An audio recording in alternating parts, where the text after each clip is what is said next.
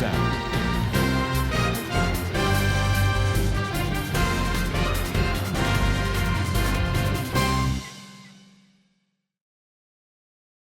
వైఎస్ఆర్ పార్టీకి 2 days బ్యాకే నేను resign చేశాను.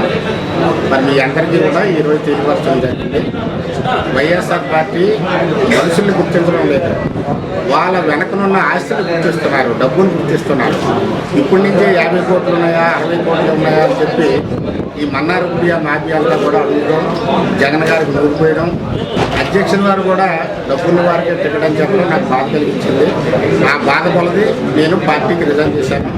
అదనపు సమరకర్తలు కూడా నాకంటే సమర్థులైన వారిని వేస్తే నాకు ఇబ్బంది లేదు. నాకన్నా ఎందుకు పనిచేయని వ్యక్తిని డబ్బు ఉందని చెప్పి ఈరోజు సమరకర్తలు వేశారు. దానికి మనస్తాపించింది నేను పార్టీకి రిజైన్ చేస్తాను.